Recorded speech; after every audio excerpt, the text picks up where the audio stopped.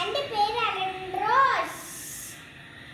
ഞാനിപ്പോൾ പറയാൻ പോകുന്ന കഥയുടെ പേരാണ് അപ്പൂപ്പനും പൂവാലി പശുവും.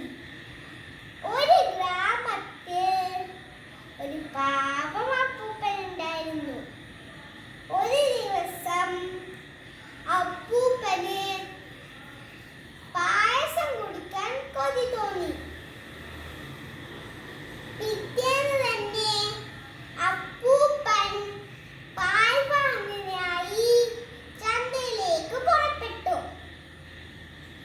അവിടെ എത്തിയപ്പോൾ കടകളെല്ലാം അടഞ്ഞു കിടക്കുന്നു. അപ്പൂപ്പൻ നിരാശയായി വീട്ടിലേക്ക് മടങ്ങി. വഴിയിൽ വെച്ച് അപ്പൂപ്പൻ പൂവാലി പശുവിനെ കണ്ടു. പൂവാലി പശു അപ്പൂപ്പന്റെ നിരാശയോടെ കാരണം അന്വേഷിച്ചു. അപ്പൂപ്പൻ പൂവാലി പശുവിനോട് നടന്ന കാര്യങ്ങളെല്ലാം പറഞ്ഞു. പൂവാലി പറഞ്ഞു, അപ്പൂപ്പൻ വിഷമിക്കണ്ട, അപ്പൂപ്പനുള്ള പാൽ ഞാൻ നൽകാം. പൂവാലി പശു അപ്പൂപ്പന് പാത്രത്തിൽ നിറയെ പാൽ കൊടുത്തു.